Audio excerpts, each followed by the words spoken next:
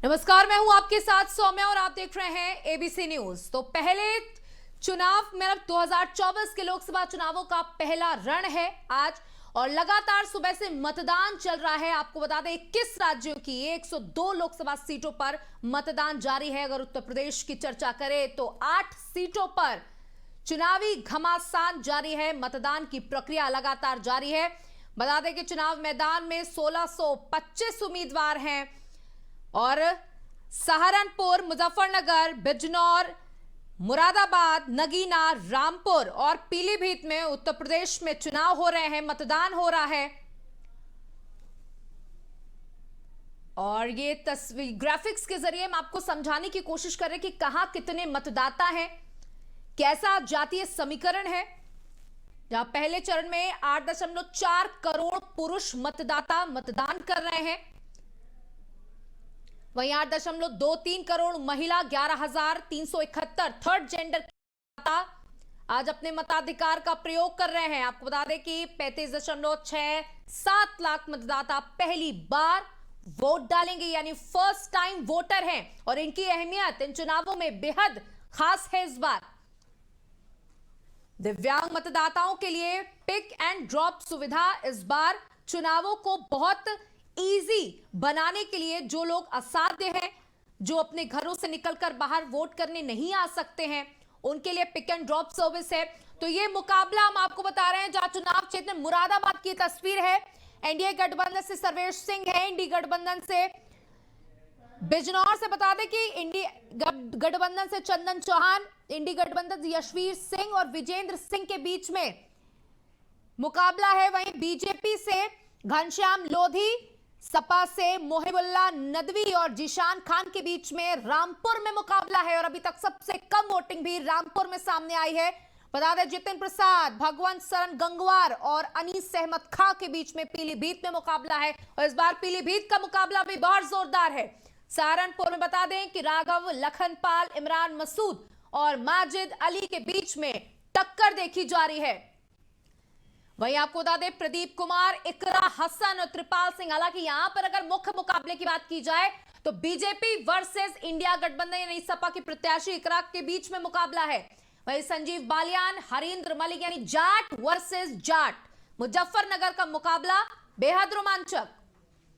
वहीं ओम कुमार और मनोज कुमार के बीच में नगीना में मुकाबला है। यह सीट भी बेहद खास मानी जा रही है इस पहले चरण के लिए और कुल इसमें 6 उम्मीदवार हैं जिन्होंने संसदीय का चुनाव लड़ रहे हैं। वहीं सुरेंद्र पाल सिंह और चंद्रशेखर आजाद के बीच में भी नगीना में मुकाबला देखा जा रहा है।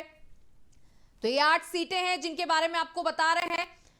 ओम कुमार और मनोज कुमार जो कि पीलीभीत से, देखिए कुल मिलाकर 10 उम्मीदवार हैं पीलीभीत से जिनके बीच में मुकाबला होना है, लेकिन मुख्य मुकाबला कहीं कहीं बीएसपी के सोशल इंजीनियरिंग करने के बाद, ऐसे प्रत्याशी उतारने के बाद मुकाबला त्रिकोणीय हो गया।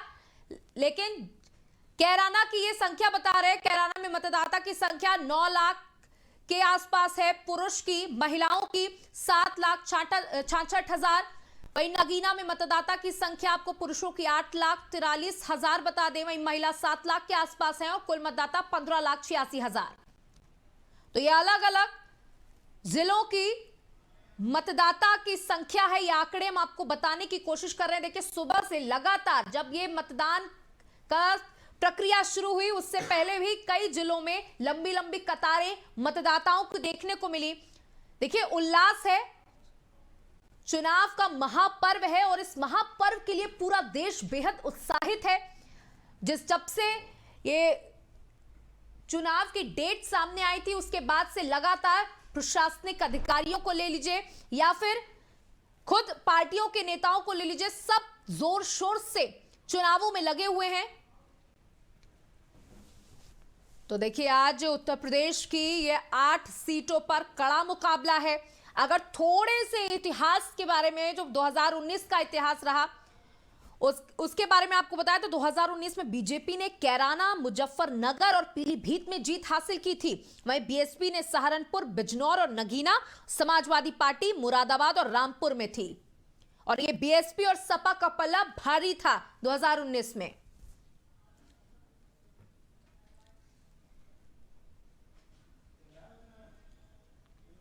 तो देखिए, लगातार सुबह से एबीसी न्यूज महा कवरेज कर रहा है।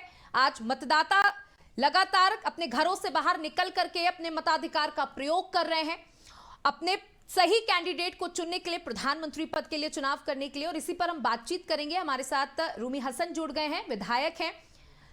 बहुत बहुत स्वागत है आपका। तो देखिए, हम लगातार बताने की कोशिश कर रहे थे कि किन किन कैंडिडेट्स के बीच में कैसा कैसा चुनाव है और कौन किसके साथ टक्कर में है।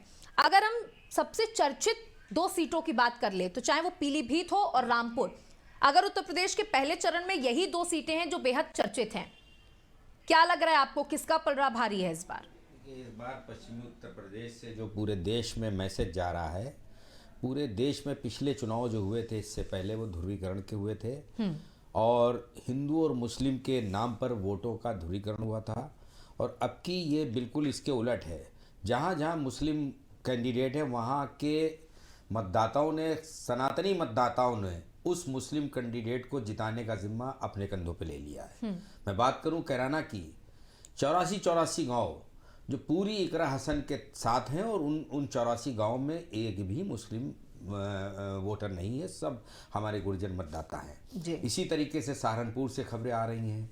तो अब की का चुनाव एक सौहार्द और मोहब्बत का चुनाव होने जा रहा है। और इस मोहब्बत और सौहार्द और सद्भावना के चुनाव जब भी हुआ है, जब भारतीय जनता पार्टी की फासिस्ट सोच हमेशा पीछे गई है और अब की महंगाई, बेरोजगारी, इन मुद्दों से परेशान होकर लगातार 10 सालों से जिस तरीके से मतदाताओं को ठगा गया, उन मतदाताओं ने ये फैसला कर लिया है कि अब हम जात धर्म के बजाय क्षेत्र विकास, महंगाई, इन और अपने देश की उन्नति में सभी धर्मों जातियों को एक साथ लेकर चलने पर वोट देने के संदेश से आगे बढ़ रहे हैं। और इस संदेश से पूरा देश आज 102 सीटों में, मैं इस बात से बहुत इत्तेफाक रखता हूं कि 102 सीटों में हमारे पश्चिमी उत्तर प्रदेश की 8 सीटें आती हैं। और उन 8 सीटों में जब 12 से 17 की समाजवादी सरकार रही तो एक प्रायोजित दंगे कराए गए और उस दंगे का लाभ फासिस्ट सोच की जो ताकतें थी उनको मिला और उन्होंने लगातार 2 बार अपनी हुकूमतें बनाई, चाहे वो प्रदेश में हो चाहे देश में। ये संदेश पूरे भारत में फ्लोट हुआ और इस संदेश का उल्टा बिल्कुल इस बार के पश्चिमी उत्तर प्रदेश से, उसी सरजमी से जहाँ पे पलायन का बहुत मुद्दा था, जहाँ पे बहुत ज़्यादा प्रायोजित दंगे कराए गए, उसी पलायन के मुद्दे के बाद आप देखिए कि इस बार जो सद्भावना का संदेश आ रहा है, और जब सद्भावना और मोहब्बत का संदेश आएगा तो भारतीय जनता पार्टी बहुत पीछे चली जाएगी। बिल्कुल। देखिए, अगर रामपुर की बात की जाए तो पीलीभीत में अभी तक सबसे ज्यादा मतदान हो चुका है और रामपुर में सबसे कम। और लगातार खबरें आ रही हैं वहां पर तीखी नोकझोंक की पुलिस के बीच में। आरोप लगाया जा रहा है कि पुलिस रोक रही है। सपा के कार्यकर्ता आरोप लगा रहे हैं, उनके कैंडिडेट आरोप लगा रहे हैं कि हमें जाने नहीं दिया जा रहा है, हमारे रिक्शे रोके जा रहे हैं। तो क्या लग रहा है ये सब? देखिए, आपको याद होगा कि रामपुर में जिस तरीके से उपचुनाव में जो कुछ भी हुआ पूरे देश ने देखा, और उस चुनाव में जिस प्रकार से भारतीय जनता पार्टी ने सीटों को अपने पास किया और सीटों को जीता, जहाँ पे लोकतंत्र और संविधान की धज्जियाँ उड़ा दी गई, कोई ट्रांसपेरेंसी वाला चुनाव नहीं था। चूँकि वो उपचुनाव था, उसमें शासन और प्रशासन पूरी तरह प्रभावित था। इस चुनाव में शासन प्रशासन जितना कर सकता है उतना करने का प्रयास भी कर रहा है, लेकिन मतदाताओं की बयार उस प्रयास के बिल्कुल विपरीत जा रही है और ये सारे प्रयास विफल हो जाएंगे। और आने वाले दिनों में 4 तारीख को देश के अंदर एक जो मोहब्बत का वातावरण, जो सद्भावना का वातावरण आएगा, लोगों को लगेगा संविधान और लोकतंत्र जो देश का सबसे बड़ा हमारा लोकतंत्र है, उसकी बहाली होने जा रही है। बिल्कुल बात करेंगे, लेकिन हमारे साथ हमारे एक और मेहमान जुड़ गए हैं। मोहम्मद शाहिद, आम आदमी पार्टी से, आपका बहुत बहुत स्वागत है। देखिए, हमारे साथ सपा के जो है प्रवक्ता बैठे हुए विधायक हैं, वो बोल रहे हैं कि इस बार मोहब्बत का एक संदेश देने की जो कोशिश की जा रही है इंडी गठबंधन के द्वारा, उसकी जीत होगी। क्या मान रहे हैं आप? नहीं, एकदम सही कह रहे हैं, क्योंकि आज हम 102 सीटों पर लड़ रहे हैं और ये लड़ाई संविधान को बचाने की भी है। सौम्या जी, वो 2019 से अलग हो गया। आज का मतदाता बहुत समझदार हो गया है और वो संविधान को बचाने की सोच रहा है। इसको सोचते हुए पूरे भारत में जो महंगाई का मुद्दा है, महिलाओं की सुरक्षा है, किसानों की बदहाली है, ये सब दिखाई दे रहा है। ये पहले उन्होंने जो छुपा कर रखा था सबके सामने आ चुका है, तो इसका परिणाम इनको भुगतना पड़ेगा। और इनकी शुरुआत आज से ही चालू हो गई है। आज अगर देखेंगे कि वोटिंग राइट उन एरियो में बहुत ज्यादा पड़ रहा है, निकाल के देखिए तो वोटिंग राइट हमारा इतना ज्यादा पड़ रहा है, वो हमारे लिए बहुत फायदे की बात है। तो इसी को देखते हुए हम आगे ये कहना चाह रहे हैं कि इनकी ये शुरुआत हो गई है आज से, और आने वाले दिनों में आप खुद देखिएगा कि ये कहां जाते हैं, 400 पार जाते हैं कि 40 से नीचे रह जाते हैं। तो ये बहुत जरूरी है हमको देखना कि वोटिंग हमारा बहुत अच्छा बढ़ रहा है। देखिए बिल्कुल आप लोग एक साथ चुनाव लड़ रहे हैं, जनता जब देख रही है कि पूरा विपक्ष एकजुट हो गया है भाजपा को हराने के लिए, और उत्तर प्रदेश में अगर आम आदमी पार्टी की हिस्सेदारी देखें तो शून्य के बराबर है। देखिए विधानसभा चुनावों में तो फिर भी आपने थोड़ी बहुत सक्रियता दिखाई थी, लेकिन इन चुनावों में उत्तर प्रदेश के अंदर आप कहीं नहीं है। नहीं, कहीं नहीं है डॉक्टर, कहीं नहीं थे पहले और आज में बहुत फर्क है मैडम। आज हम संविधान को बचाने के लिए लड़ रहे हैं। जो हमारी मूलभूत सूचना, जो हमको आजादी मिली है काम करने के लिए या अपने वोटिंग राइट्स के लिए, वो हमको कहाँ है। हमें खाने के लिए दिक्कत होती है, हमको पहनने में दिक्कत है, हमको शादियों में जाने में दिक्कत है। ये जो एक अधिकार चल रहा है, ये जो तानाशाही चल रही है, इस तानाशाही को हटाने का वक्त आ गया है। पहले ये लोगों ने नहीं समझा था, अब ये सबके समझ में आ रहा है। ये तानाशाही हटाने के लिए हम सब एक साथ हुए हैं। हमें एक साथ, ये खुशकिस्मती हमारी कि हम एक साथ हैं। ये वक्त ने हमको एक साथ बना दिया है, तो इसका खामियाजा बीजेपी को भुगतना ही पड़ेगा, और ये इसी चुनाव में इनको भुगतना पड़ेगा मैडम। ठीक, विधायक जी देखिए, रामपुर की जब हम चर्चा करते हैं तो हम अगर ये कहना गलत नहीं होगा कि रामपुर का पर्याय आजम खान, लेकिन आज तस्वीरें पलट चुकी हैं, बदल चुकी हैं। बीजेपी ने हर उस किले को भेदने का काम किया जो कभी समाजवादी पार्टी का या किसी भी पार्टी का गढ़ हुआ करता था। चाहे वो हम अमेठी की बात कर लें, चाहे वो हम रायबरेली की बात कर लें, वहां पर तस्वीरें बदली हैं, और वही तस्वीर रामपुर में भी वैसा ही हुआ है। इस बार रामपुर की क्या एक बार फिर से तस्वीर बदलेगी? जो कहा जाता था वो इस बार होगा? देखिए, बीजेपी ने जिस तरीके से गढ़ों को भेदने का काम किया है, बीजेपी ने अपने मतदाताओं और अपने मताधिकार के प्रयोग से नहीं किया है। एजेंसियों के माध्यम से बीजेपी ने जिस तरीके से दमनात्मक कार्रवाई की, आज चूंकि जनरल इलेक्शन है, उतनी ताकत नहीं लगा पाएंगे, उसका कहीं ना कहीं असर आपको रामपुर में दिख रहा है।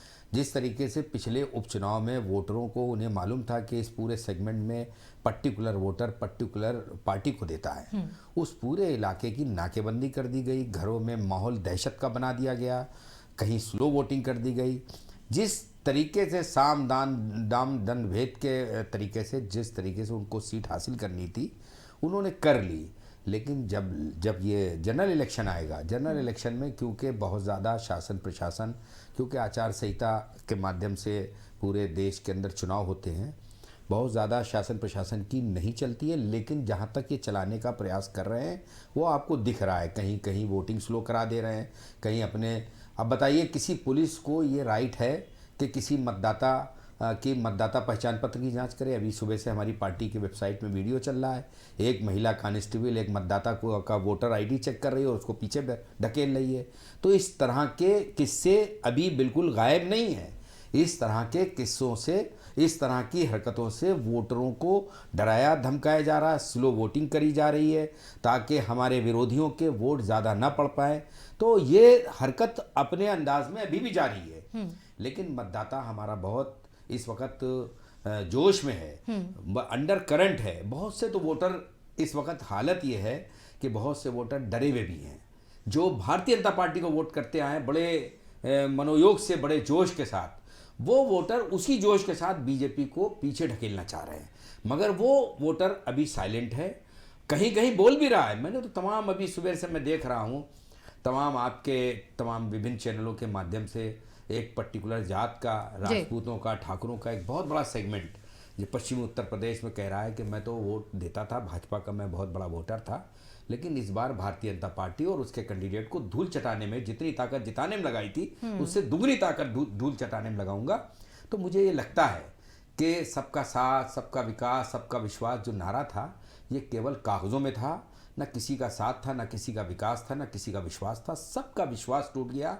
विकास के नाम पर सिर्फ बंदर बाट हुआ। विकास, नमामि गंगे जैसी योजनाओं के माध्यम से हज़ारों करोड़ की लूट और ठगी हुई है। तो ये जितने लूट खसोट के जितने भी एजेंडे भारतीय जनता पार्टी के बड़े बड़े उसमें प्रोजेक्ट्स में आए हैं, तो उसको जनता समझ गई है। जनता को बेरोज़गार कर दिया गया है। अब 4 साल की अग्निवीर के जितने भी हमारे देश के जो सैनिक हैं उनको 4 साल में आप बेरोजगार कर दे रहे हो। आप बताइए 4 साल में कोई अग्निवीर का सैनिक बेरोजगार हो जाएगा, उसके बाद कहाँ जाएगा वो? इन सारी चीज़ों को इकट्ठा करके भारतीय जनता पार्टी को दूर भगाने के लिए देश का मतदाता जागरूक हो गया है। 10 साल बहुत बड़ा कार्यकाल होता है। 10 साल कितना, अब तो मैं देखता हूँ देश के प्रधान सेवक जी जब बात कर रहे हैं तो उनका वो कॉन्फिडेंस नहीं दिख रहा है। हमने सुबह से उनके कई भाषण सुने, ऐसा लगता है कि बस उनके भाषण अंदर से खींचे जा रहे हैं वो, क्योंकि उनको भी लग रहा है हम कितना बेवकूफ़ बनाए देश की जनता को। उनको भी लग रहा है कि अब हमको बहुत बहुत हो गया। उनको जैसे लग रहा है कोई बुलवा रहा, बोलना नहीं चाहते वो। देखिए विधायक जी, जिस तरीके से आप बात कर रहे हैं कि लोगों में नाराजगी है, हम देख रहे हैं, लेकिन ये कुछ हिस्से हैं जहां पर लोग अपनी नाराजगी दिखा रहे हैं। बीजेपी का कहना है अगर हमारा ये जो चरण है वो निकल गया, अगर हम 2019 की बात करें, और बीजेपी को मात्र 3 सीटें ही मिली थी और पिछली बार भी गठबंधन का पलड़ा भारी था, लेकिन इस बार जिस तरीके से बीएसपी ने काम किया है, अखिलेश यादव ने कहा कि अगर वो हमारे साथ ना आए तो बेहतर है, अगर मायावती के लिए कहा, और बीजेपी की बी टीम तो बीएसपी को कहा जाता था, लेकिन इस बार अखिलेश को भी उन्होंने सही रास्ता दिखाया और बीजेपी को भी दिखा दिया कि हमें किसी की जरूरत नहीं है। उन्होंने जिस तरीके से अपने कैंडिडेट फाइनल किए, कितना नुकसान होगा आपको? देखिए ऐसा है कि बहुजन समाज पार्टी जितना अपने एजेंडे पे और जितने तरीके से चुनाव लड़ती है, पिछले 2 दशकों से हम ये देख रहे हैं कि भारतीय जनता पार्टी के दबाव में बीएसपी के नेता बहन मायावती जी अपने कैंडिडेटों को चुनाव नहीं लड़ा रही हैं, और जहां लड़ा भी रही हैं तो वहां ऐसा लग रहा है कि जैसे फ़ायदा पहुंचना चाहिए भी। अब जैसे कन्नौज ही है जहां पे जो एक पर्टिकुलर वोटर है, अब हर जगह आप देखेंगे कि मतलब एक जात के सामने उन्होंने वो जात खड़ा कर दिया, तो वो हराने के लिए लड़ा रही हैं, जिताने के लिए नहीं लड़ा रही हैं। और कहीं ना कहीं उनके ऊपर दबाव है, और निश्चित रूप में दबाव पूरे देश में है, और देश की जनता के ऊपर भी दबाव है। देश की जनता जब ये महसूस कर रही है कि चुने हुए मुख्यमंत्रियों को, लोकप्रिय मुख्यमंत्रियों को जिस तरीके से जेलों में डाला जा रहा है, तो देश के मतदाताओं को इस बात का भय है कि हम भी क्या सुरक्षित रहेंगे क्या? कल को हम भी हमसे भी कोई नेग्लिजेंसी हो गई हमारे किसी डाटा में, किसी तरीके से सरकार के विरोध में हमने तो कोई सर, आप कदम उठा मानते दिया। हैं कि जिन मुख्यमंत्रियों के बारे में आप बात कर रहे हैं तो कुछ ना कुछ गलती है? मैंने तो कहा ना कि गलती, ये तो मैं समझता हूँ कि भारतीय जनता पार्टी से बैकफायर हो गया ये।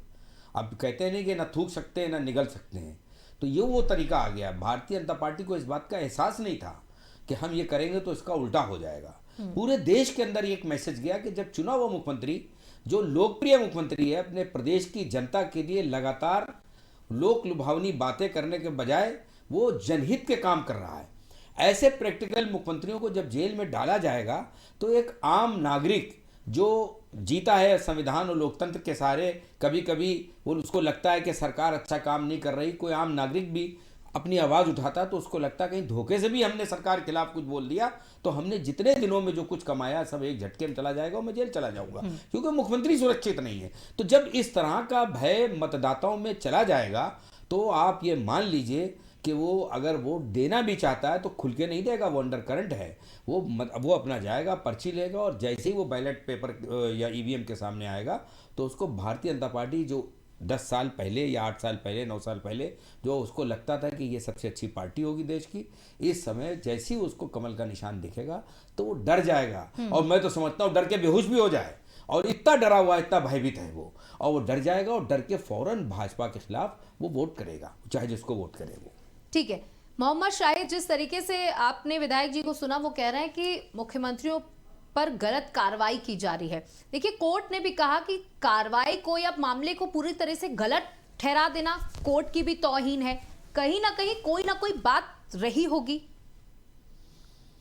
सौम्य जी, जैसे कि आप पूछ रहे हैं और रूही साहब ने एकदम सही कहा, जिस तरह से चुने हुए मुख्यमंत्री को आज जेल में डाल देना किसी ऐसे आदमी की गवाही पर जो खुद चोर है, तो कोर्ट भी किसका है, कौन हैंडल कर रहा है, सब दुनिया जानती है। आपका चैनल भी दिखाता है किसको छोड़ा जाए किसको पकड़ा जाए, ये कहां से तय होता है, ये सब जानते हैं अच्छी तरह से। ये सिर्फ डर का माहौल दिखा रहे हैं। जैसे आपने सुना होगा ना, मोहल्ले का गुंडा होता है, उससे मोहल्ले वाले डरते हैं, इसके अगेंस्ट में कोई काम नहीं कर रहा।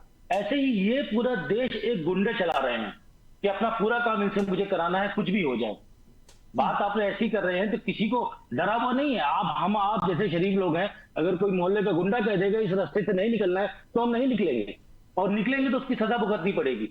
तो ईमानदार आदमी को इस सरकार में सजा भुगतनी पड़ेगी सच बोलने की, और वही अरविंद केजरीवाल जी भुगत रहे हैं, संजय जीत भुगत के वापस आए हैं। तो ये वो सच बोलने की सजा है, सामने खड़े होने की सजा है। सच्चाई कब तक छुपाएंगे? एक दिन तो घड़ा फूटेगा, एक दिन चक्कर पूरा होगा। वो समय आ गया है सौम्या जी, वो चक्र पूरा हो गया है। अब 2-4 करोड़ लोग फ्रंट में आगे डिस्कस करेंगे कि जो आप कर रहे हो वो एकदम गलत कर रहे हो। बात आपने करी कैराना की, करी मुजफ्फरनगर की, करी मेरठ की करी, तो वहां क्या हो रहा है आपको खुद दिखाई दे रहा है। आज वोटर क्यों नहीं वोट कर रहा है? आज क्यों ठाकुर समाज ने इतना ज्यादा वोट करने को ना कर दिया? आप हमसे पूछिए। बलियान जी 2 बार वहां से सांसद रहे हैं, क्या किया उन्होंने? क्या चुनाव को ध्रुवण किया? महंगाई हटाई, बेरोजगारी हटाई। आज भाजपा नेताओं को लोग लाठी लेके गांव से भगा रहे हैं। बिल्कुल, कभी उनका स्वागत होता था। बिल्कुल मोहम्मद शाहिद, जिस तरीके से हम देख रहे हैं पहले चरण का मतदान जो है वो अपने अब धीरे धीरे अंतिम पड़ाव की तरफ बढ़ रहा है, क्योंकि समय धीरे धीरे खत्म हो रहा है आज के मतदान का। आज देश के अंदर लोकतंत्र के महापर्व के 2024 के प्रथम चरण का मतदान चल रहा है। कुछ लोकसभा सीट ऐसी हैं जहां 50% तक मतदान हो चुका है। शेष में भी एक स्पीड बनी हुई है, और जैसे यहां पे जयंत चौधरी जी ने कहा कि स्पीड बताती है कि फिर एक बार फिर से देश के अंदर मोदी सरकार आने की अभी से लोगों का उतावलापन भी दिखाई दे रहा है। बहनों और भाइयों, आएगी भी क्यों नहीं? जो हमारे पूर्वजों को सम्मान दे, उनका सम्मान तो होना ही चाहिए। डरे हुए हैं। बिल्कुल, तो देखिए सीएम योगी आदित्यनाथ जनता के बीच में बागपत में संबोधित कर रहे थे। उन्होंने कहा कि इस बार फिर से मोदी की सरकार वापस आ रही है, मतदान की स्पीड बता रही है कि एक बार फिर से मोदी सरकार। चलिए हम अपनी चर्चा में वापस लौटते हैं। हमारे साथ विधायक मोहम्मद हसन रूमी जुड़े हुए हैं। देखिए, अगर इस बार मुस्लिम मतदाताओं की बात की जाए या मुस्लिम समुदाय की बात की जाए तो बीजेपी बहुत दम भर रही है, कह रही है कि इस बार मुसलमान भाजपा के साथ है। जैसे एक बार 2014 में देखा गया था, या 19 में थोड़ी संख्या जरूर घटी थी, लेकिन 2014 में मुस्लिम महिलाओं ने बहुत तेजी के साथ बीजेपी को वोट किया था। इस बार फिर से उम्मीद वैसी है बीजेपी को, क्योंकि समाजवादी पार्टी जो MY फैक्टर की बात करती है, मुसलमानों की बात करती है, इस बार उसका पूरा फोकस पीडीए पे था। देखिए, मुस्लिम क्यों कटा होगा? एक बात अभी आपने अपने चैनल में दिखाया कि ठाकुर समाज के लोगों ने पूरी तरीके से मतदान का बहिष्कार कर दिया। आपने खुद ही दिखा दिया कि कौन सा बड़ा इनका सेगमेंट था जो इनसे खुद कट गया। और मुस्लिम क्यों कटा होगा? क्या इसलिए कटा होगा कि मुख्तार अंसारी साहब का कस्टोडियल डेथ हो गई? क्या इसलिए कटा होगा कि अतीक और उनके साथियों को कस्टोडियल डेथ करा दी? क्या मुस्लिम इसलिए कट जाएगा? आप बताइए, मुस्लिम को काटने का कोई क्या इसलिए कट जाएगा? मदरसा बोर्ड खत्म कर दिया गया, इसलिए मुस्लिम कट जाएगा? देखिए, मुसलमान अपने डेवलपमेंट के लिए मदरसा बोर्ड उसका अगर खत्म, सुब्रमण्य उच्चतम न्यायालय ने उसकी बहाली कर दी।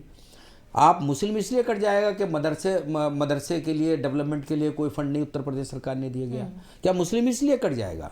ये बता दिए। मुस्लिम आपने स्पेसिफिक, हालांकि मैं स्पेसिफिक मुसलमान की बात कम करता हूँ, लेकिन अब आपने बात कर ही दी है, क्योंकि तो देखिए समाजवादी पार्टी हमेशा से अगर जीत का आंकड़ा देखा जाए तो मुसलमानों ने बहुत सपोर्ट किया है। आप इसे डिनाई नहीं कर सकते हैं। मैं कब डिनाई कर रहा हूँ? मैं तो ये कहता हूँ ये समाजवादी पार्टी और मुसलमानों का दोनों का एक दूसरे से मोहब्बत है, और ये मोहब्बत में और इजाफा हुआ है। टिकट वितरण में ऐसी मोहब्बत नहीं दिखाई दी। देखिए, ऐसा है, टिकट वितरण की जहां तक बात होती है, जब कोई बहुत बड़ा दल चलाता है, जब कोई बहुत बड़ा किसी पार्टी का कोई मुखिया दल चलाता है, तो उसके ऊपर टिकटों का दबाव भी होता है। कहीं ना कहीं कोई ना कोई कभी गलती होती है, उसका सुधार होता है। तो अब आप, ये चुनाव हिंदू मुसलमान का है ही नहीं, मैं तो पहले कह चुका हूँ।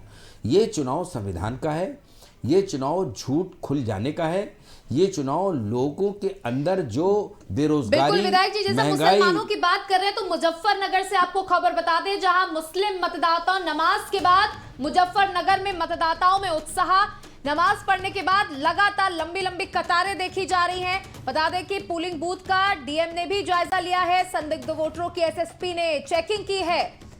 आपको बता दें, मुस्लिम मतदाताओं में वोटिंग का उत्साह मुजफ्फरनगर में। हालांकि 2019 में मुजफ्फरनगर में बीजेपी ने ही जीत दर्ज की थी, लेकिन आपको बता दें आज शुक्रवार का दिन है और शुक्रवार में नमाज अदा करने के बाद मुस्लिम मतदाता लंबी लंबी कतारों में वोट डालने के लिए पहुंच रहे हैं।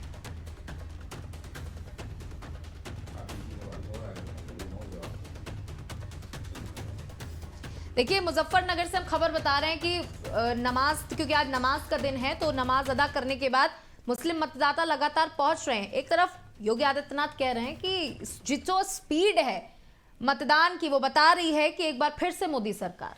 सौम्या, आपने बड़ी अच्छी बात कही कि मुस्लिम इधर और वो उधर और ये उधर। तो एक अभी आपने नमाज का भी जिक्र किया।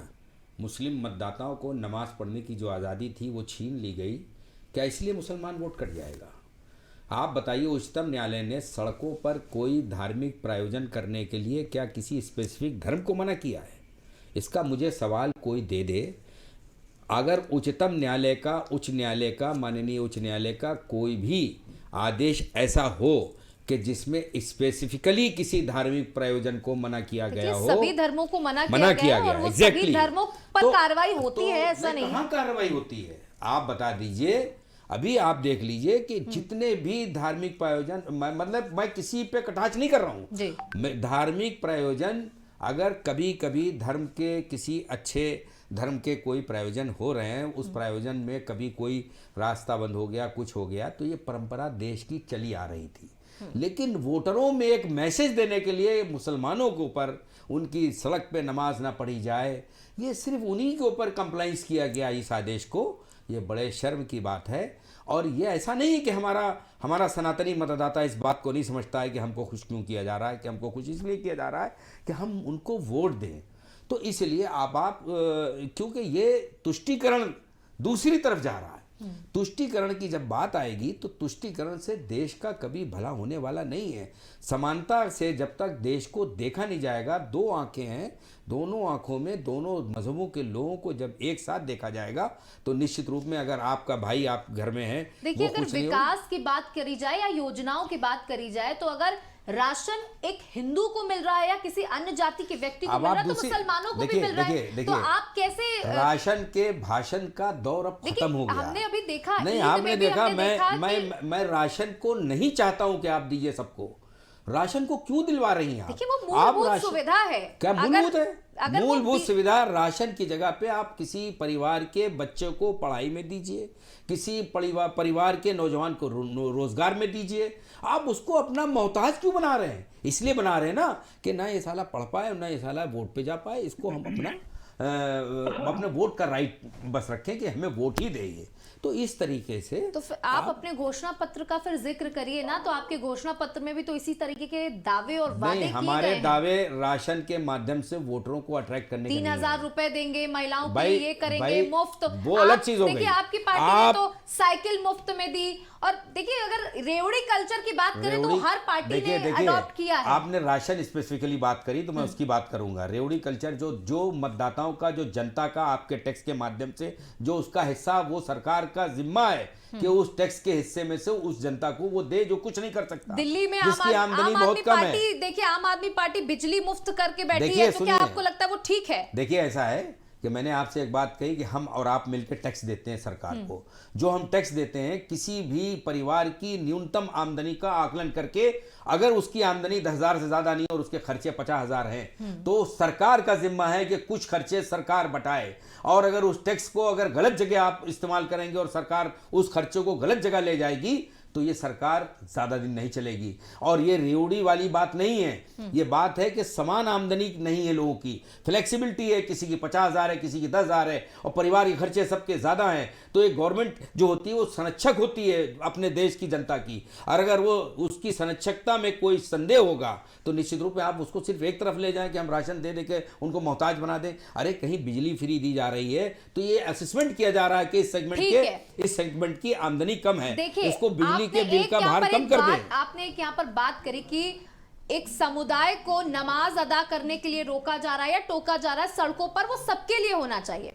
राम मंदिर बना, राम मंदिर का न्योता सबके पास पहुंचा, फिर उसके बाद समाजवादी पार्टी के राष्ट्रीय अध्यक्ष ने, अखिलेश यादव ने वहां जाने से इनकार कर दिया, राहुल गांधी ने वहां जाने से इनकार कर दिया। तो देखिए, अगर धर्म का सहारा वो ले रहे हैं तो धर्म का सहारा तो कहीं ना कहीं आप भी ले रहे हैं। जो भी धर्म का सहारा ले रहा है वो गलत कर रहा है, ये बात आप सुन लीजिए। तो मैं आप तो मानते हैं अगर आपकी पार्टी ऐसा करती है हमारी तो पार्टी गलत ने है? कभी धर्म का सहारा लिया ही नहीं। किसी धर्म के आयोजन में पारदर्शिता के खिलाफ हमारी पार्टी कभी गई नहीं। हम लोग तो बराबर से देखते हैं। हमने कभी, अब आप बताइए कि क्या मैं यहाँ नमाज पढ़ लूं तो क्या आपकी जगह नापाक हो जाएगी? ये आप कह देंगे कि यहाँ नमाज ना पढ़ो। नमाज पढ़ने में कौन सी मर्यादा होती है? क्या मर्यादा होती है? 5 मिनट से ज्यादा नमाज पढ़ने में नहीं लगता है। 5 मिनट से ज्यादा नहीं लगता है। और हफ्तों हफ्तों अगर सड़क जाम होगा तो फिर मर्यादा कहां बचेगी? आप अपने देश को अच्छा बनाने के लिए, आप अपने देश के संविधान को पारदर्शी बनाने के लिए समानता की बात करिए, तुष्टीकरण खत्म कीजिए। हम किसी जात धर्म संप्रदाय पे यकीन नहीं करते। हम संविधान पे यकीन करते हैं, हम लोकतंत्र पे यकीन करते हैं। लोकतंत्र और संविधान से हमारा देश चलता है। हमारा देश किसी अगर धर्म को बांट कर आप बात करेंगे तो आपने देख लिया धार्मिक लोगों ने, ठाकुरों ने किस तरीके से आपका भारतीय जनता पार्टी का विरोध किया। ये आपका ही चैनल अभी बता रहा है और आंकड़ों के साथ बता रहा है। ठीक है। देखिए, यहाँ पर एक, अगर इन चुनावों में एक चीज बहुत साफ निकल करके सामने आई है, जो एक आंकड़े ऐसा बताते हैं कि अखिलेश यादव या समाजवादी पार्टी का मतलब MY मुस्लिम यादव, जो उनका कोर वोटर था, ठीक, इस बार समाजवादी पार्टी से पीछे हुए, अखिलेश यादव इससे पीछे हुए। जो आरोप उनके ऊपर लगते थे वो उसकी छवि अपनी क्लियर करने की कोशिश कर रहे हैं। वो पिछड़ा, दलित, अल्पसंख्यक, PDA का नारा लेकर आगे बढ़े।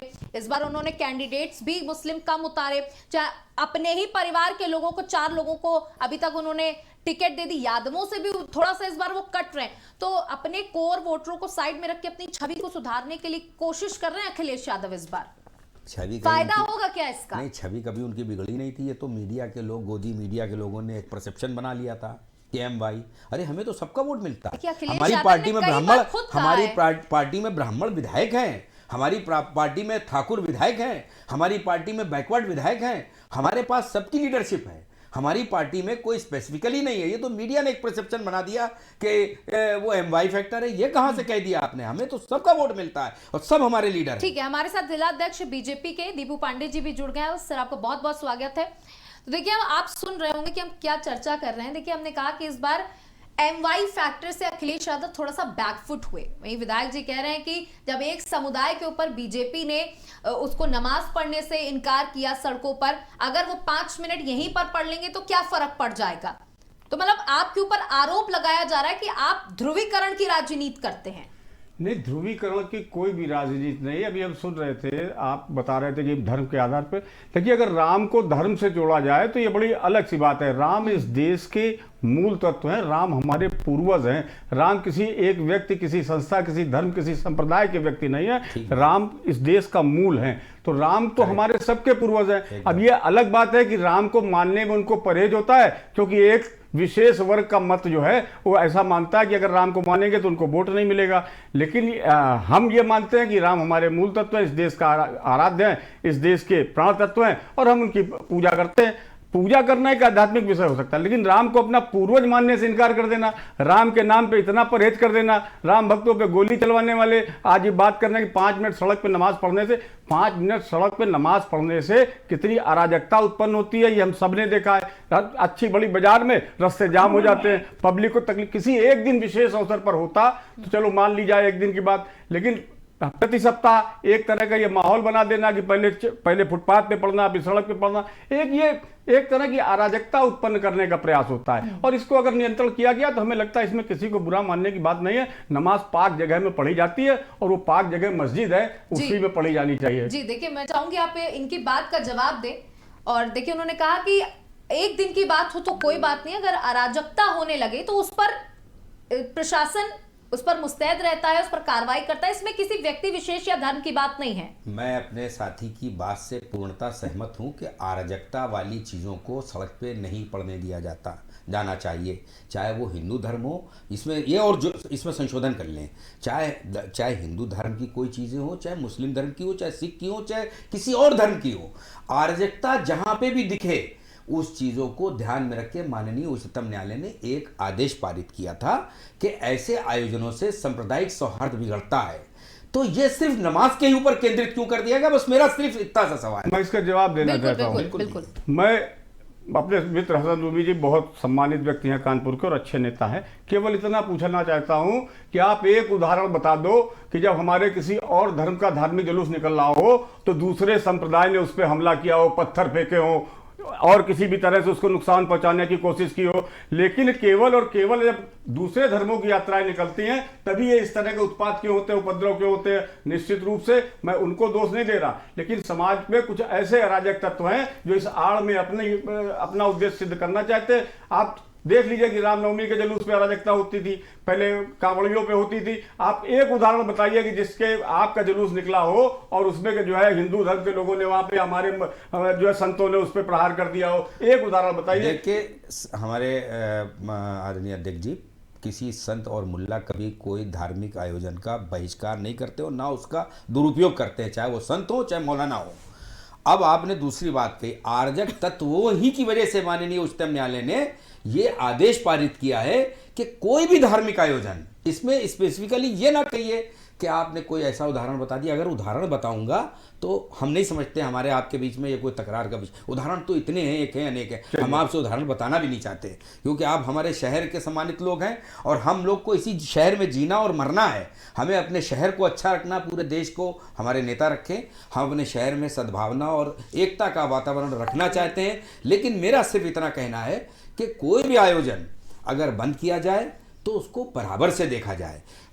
आपने 2 नमाजें ईदगाह में करा दी, हम लोग ने पूरा सहयोग किया आपके, लेकिन इसी प्रकार के तमाम आयोजन हैं। अब देखिए इसमें क्या है कि अगर मैं बहुत कटाक्ष करूंगा, तकरार तो वहां पर भी हो गई। कोई नई बात आप करेंगी तो तकरार तो आएगी। ये व्यवस्था सन 47 से पहले की थी। ये पहली बार ऐसा हुआ कि ईदगाह में 2 नमाजें हुई। हमारे भाई ने कहा कि जुमे की नमाज के बजाय अगर साल में एक बार की होती तो देखी जाती, लेकिन वो भी अपवाद हो गया आपके लिए। हम आपकी इस बात से हम लोग बड़ा सब्र किए हुए थे कि चलो ईद में ऐसी नमाज पढ़ लेने दी जाएगी। जुमे में आपने ऐसा किया है कि सड़कों पर ना पढ़ने दी जाए, जुमे में 2 नमाजें हो जाती थी। आपने कहा, हम लोगों ने उसको स्वीकार किया, शासन प्रशासन को हमने सहयोग किया, लेकिन शासन प्रशासन इस ईद की नमाज से पूरे देश के अंदर सद्भावना का जो मैसेज जाता था, सारे लोग जैसे ईद की नमाज खत्म होती थी, हमारे तमाम सनातनी लोग किनारे अपने पंडाल लगाते थे और उस पंडाल में गले मिलते थे। ईद का मेला, उसके बाद जब ये आपके होली का मेला लगता है, होली के मेले में तमाम मुसलमान धार्मिक अपने अपने, ये हमारे देश की एक कानपुर एक ऐसी सांस्कृतिक परंपरा रही जो पूरे देश में संतेज जाता है। इस बार भी हमने ऐसी परंपरा देखी। आप ये इस बात से बिल्कुल डिनाई नहीं कर सकते कि ये सब कुछ खत्म हो गया है। खत्म ही हो गया। ये देखिए वो खत्म हो गया है। अब वो परंपरा देखिए, भाईचारे से जो चीज़ आगे बढ़े, आपकी पार्टी जीत गई, आपका स्वागत है, आप अपनी विचारधारा से आगे बढ़े, आपका जो आइडियोलॉजी आप बढ़े, आपका स्वागत है, लेकिन अब आपके लिए सब एक बराबर हैं। हम अब आपके अलग नहीं है। बिल्कुल। हमारे नेता रूमी भाई इस देश में जितनी जन कल्याणकारी योजनाएं चल रही है, प्रधानमंत्री आवास योजना हो, उज्ज्वला हो, आयुष्मान हो, जिसमें गरीबों के कल्याण, कहाँ कोई जाति भेद है? आप आंकड़े उठा के देख लीजिए। अगर आपकी मित्र, आपकी जनसंख्या भारत में 18 से 20% मानी जाती है। मेरा दावा है कि आप प्रधानमंत्री आवास योजना उठा लीजिए, आप उज्ज्वला उठा लीजिए, आप आयुष्मान योजना, जितनी कल्याणकारी योजनाएं हैं, आप 30 से 32% के लाभार्थी हैं। अगर आप के बात कर रहे हैं तो कहां कहीं धार्मिक भेदभाव है? धार्मिक भेदभाव केवल अराजकता नहीं करने दी जा रही है, तुष्टीकरण की मेरी पार्टी विरोधी है। संतुष्टीकरण के उद्देश्य को लेकर चलती है और संतुष्टीकरण यही है कि हर गरीब को, गरीब चाहे किसी धर्म का हो, कोई पूजा पद्धति मानने वाला हो, उसको केवल और केवल उसका लाभ मिलना चाहिए। मोहम्मद शाहिद भी कुछ बोलना चाह रहे हैं, बताएं मोहम्मद शाहिद जी। जैसे कि दीपू भाई ये बता रहे हैं, तो इतनी योजनाएं देने के बाद देश हंगर इंडेक्स में कहां पे आ गया है बताएं आपको? 2014 में कहा था और 2024 में कहा है हंगर इंडेक्स। आप सब कुछ बांटे दे रहे हैं तो भी लोगों की भूख नहीं पूरी कर पा रहे हैं। ये पेपरों में जो दिखा रहे हैं ना, 2 करोड़, 4 करोड़, 8 करोड़, इसी पेपर तक सीमित है। ये मार्केट में नहीं सीमित है।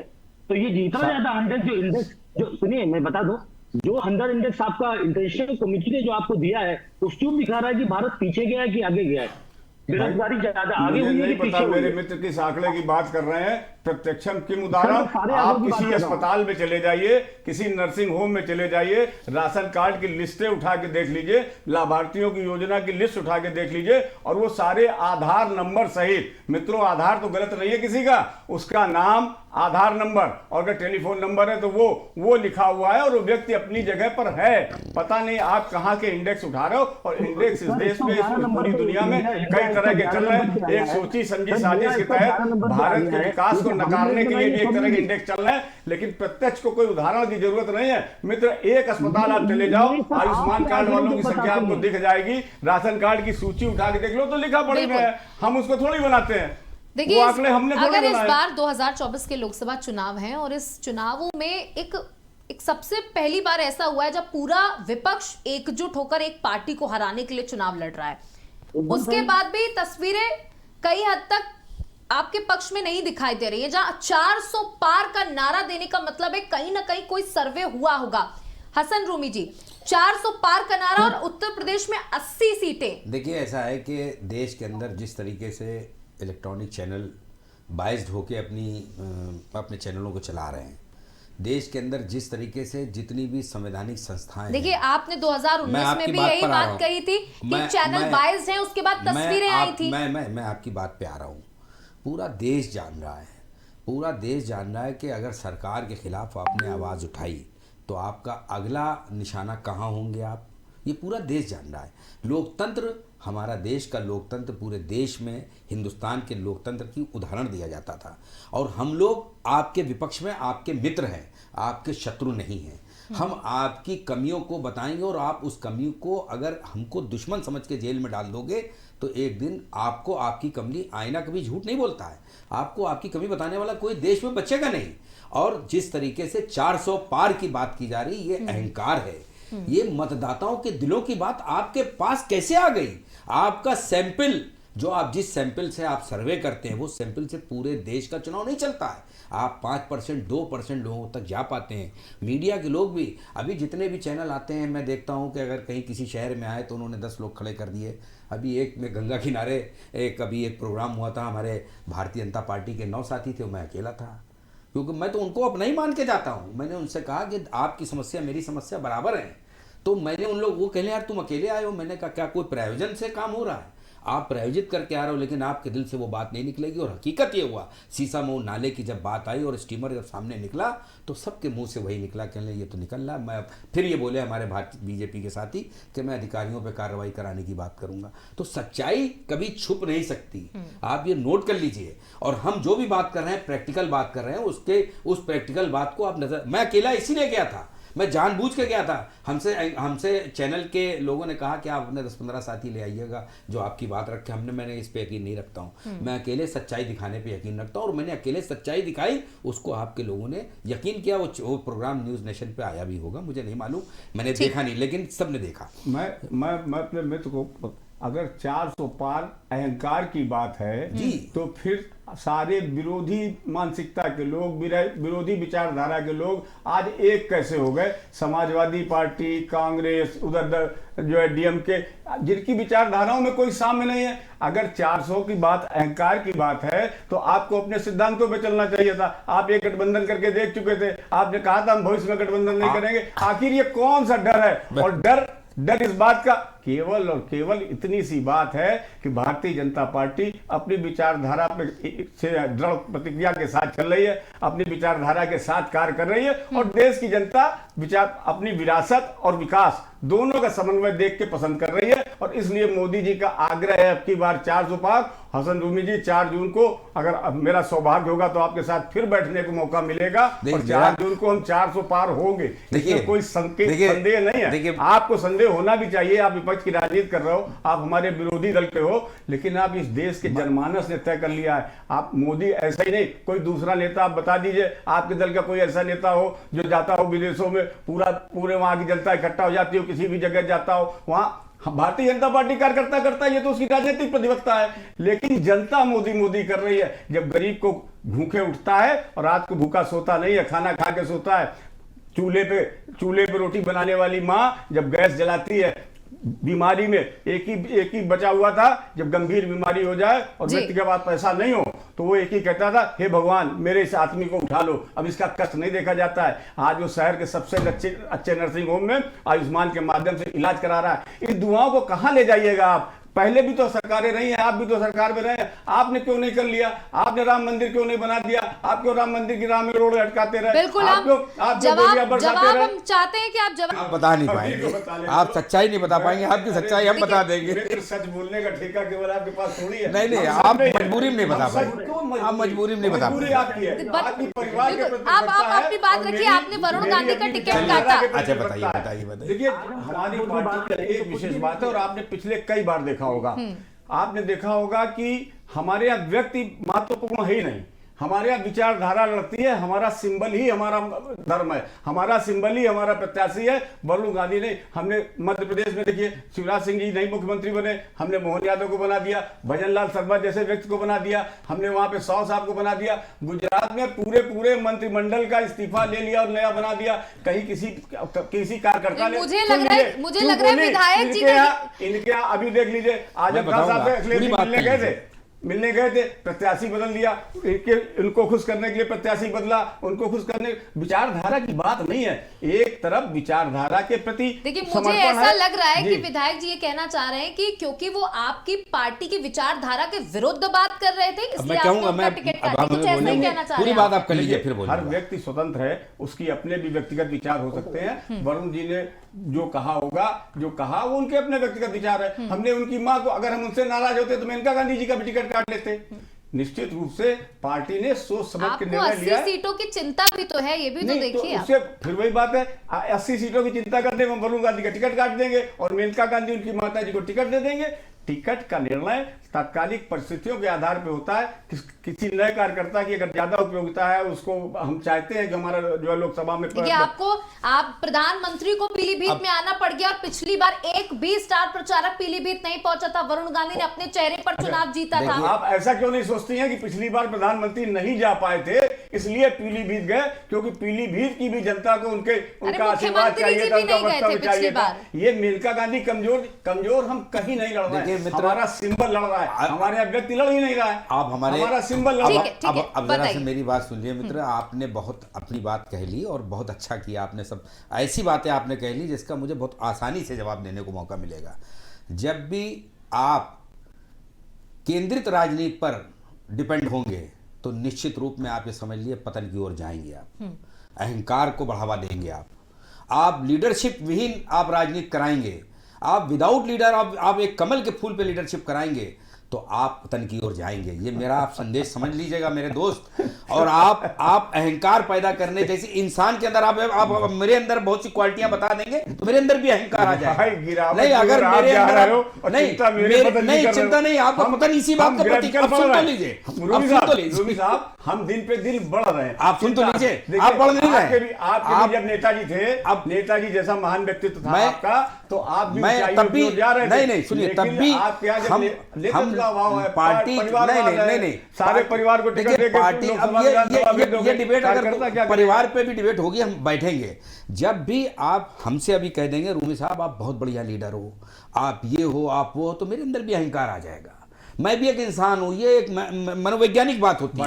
एक मिनट सुन तो लीजिए, एक मिनट प्लीज मेरी बात सुन लो। शायद आधी सेकंड बाद एक दिन भी छुट्टी ना लेने वाला व्यक्ति, अपने सारे सोर्सेस को पूरे देश में बांट देने वाला व्यक्ति, अपने उपहारों को लेकर देश की संस्थाओं को देने वाला व्यक्ति, बिल्कुल देश की विरासत और कश्मीर को जो एक सपना था 75 साल में, नहीं वो हमारे देश में स्वागत है। कश्मीर को हमारे देश का हमने मैं स्वागत करता हूं। सुनिए, उसको एक बात सुनिए, जनता ने बनाया। नहीं मित्र, आप सच बोले। नहीं, मैं बिल्कुल सच, मैं सही बोलूंगा। सुनिए, आप पार्टी के अंदर लोकतंत्र आपकी पार्टी में, ये बात आपने पूरी तौर पे बता दी। लोकतंत्र अगर पार्टी के अंदर होता तो वरुण गांधी जैसे लोग का, ब्रजभूषण शरण जैसे लोगों का टिकट, अभी उनका टिकट काटने में इतना पार्टी सोच रही है कि मैं उसका टिकट काटूं, उनका कि नहीं काटूं। न जाने कितने लीडर ऐसे हैं जो अपने अपने ज़िले के, अपने देश के लिए, अपने ज़िले के माध्यम से एक नज़ीर हैं। वरुण गांधी ने अपनी पार्टी में रहकर अग्निवीर के ऊपर उंगली उठाई, अब बेरोजगारी के ऊपर उंगली उठाई। तो ये तो हमारे नेता, जो देश के नेता हैं, उनको सोचना चाहिए। हमारी पार्टी के सांसद ने इतनी हिम्मत की जो किसी चीज, अब सुन लीजिए मेरी बात, सौम्या मेरी बात सुन लो आप। अगर मैं इसमें ऐड करूं, उसके बाद आप अपने जवाब को कंक्लूड करिएगा कि देखिए आपकी पार्टी अभी तक समझ नहीं पा रही है कि आखिरी दौर आ गया, कन्नौज से आपने प्रत्याशी उतारा नहीं है, अरे सुनिए, घड़ी घड़ी वो अभी बदल रहे हैं कि क्या अरे आप सौम्या, डर रहे हैं क्या? सौम्या मेरी कहाँ कन्नौज पे आ गई हो? देश की बात हो रही है, आप कन्नौज पे आ गई। उत्तर प्रदेश नहीं, आप प्रधानमंत्री जी के बारे में बात हो रही, उसको पूरी सुन लीजिए आप। प्रधानमंत्री जी,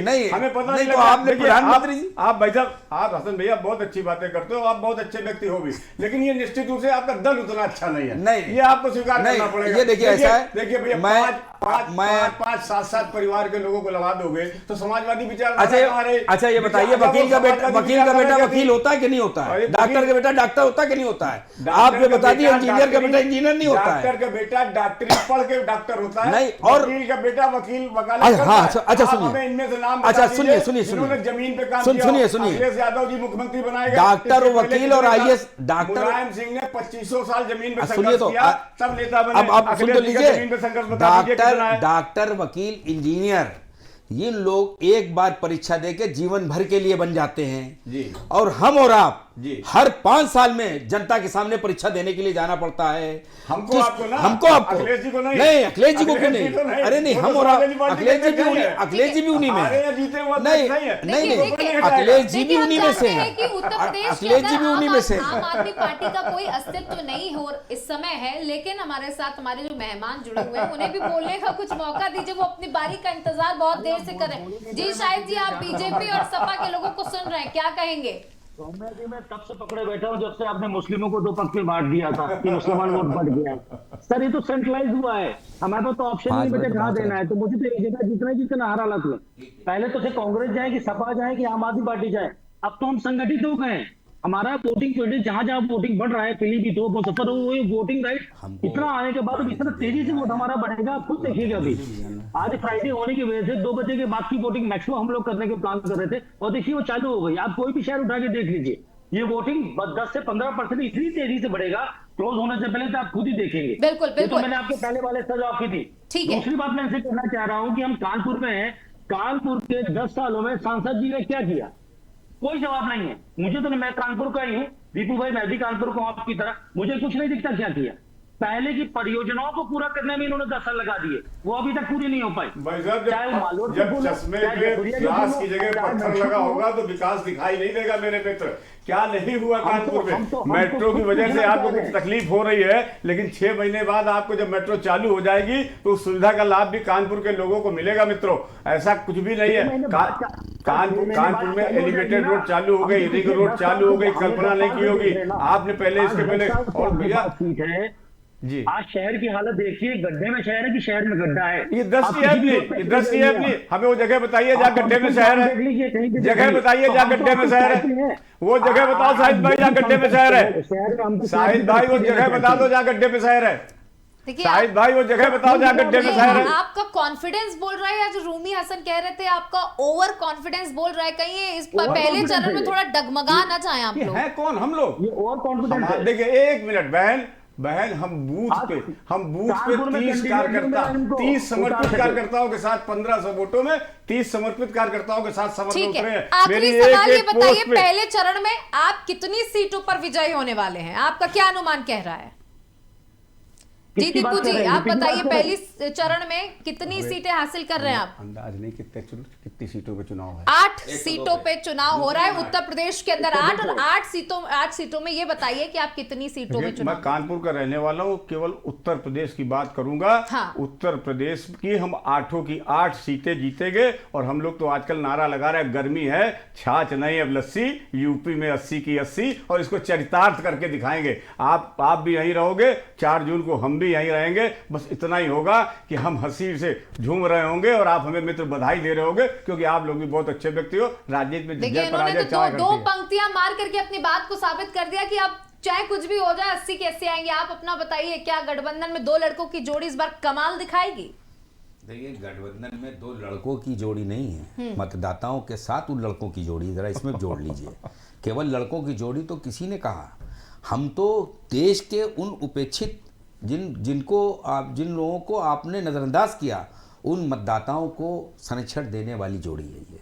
और निश्चित रूप में आने वाले दिनों में आपको इसका एहसास हो जाएगा कि हम उत्तर प्रदेश में किस तरीके से हमने जनता को, अब बताइए, वो चुने हुए मुख्यमंत्रियों को जेल में भेज देना, ये जनता को डराने जैसी बात है। ये कितनी गलत बात है। चुने हुए मुख्यमंत्री को अच्छा हमने जेल भेज दिया, तो फिर इस देश का कानून, सुप्रीम कोर्ट उन्हें जमानत क्यों नहीं दे रहा है? ये भी हम ही करते हैं क्या? सुप्रीम कोर्ट में आखिर कानून के राज में या तो आप सुप्रीम कोर्ट को नहीं मानते हो, या तो आप इस देश की न्याय व्यवस्था को नहीं मानते हो, वरना आप इस देश की न्याय व्यवस्था को चैलेंज करिए कि क्यों नहीं जमानत दे रही है। 2018 में आपने कानून लोकसभा में बना लिया, ईडी को इतने अधिकार आपने दे दिए कि आपको मालूम था कि हम उन अधिकारों के माध्यम से हमने माना कि मेरे सरकार ने आपको मुख्यमंत्री की दस से चुनाव 10 से बंद कर दिया, हमने माना। फिर आप ये बताओ, हाई कोर्ट ने नहीं लिया, ये बैकफायर हो जाएगा। ये जनता की अदालत में, सुप्रीम कोर्ट से बड़ी अदालत है जनता की, उससे बड़ी अदालत है जनता की। बस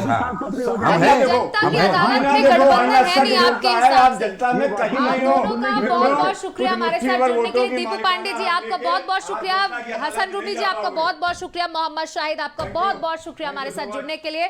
तो आपको बता दें कि आज उत्तर प्रदेश की 8 लोकसभा सीटों पर चुनाव हो रहा है। किस राज्यों की 102 लोकसभा सीटों पर चुनाव है और सीएम योगी आदित्यनाथ दम भर रहे हैं कि वो इस बार 8 की 8 सीटें जीतेंगे। बीजेपी ऐसा दम भरे, वे गठबंधन का कहना है कि जनता इस बार उनके साथ है।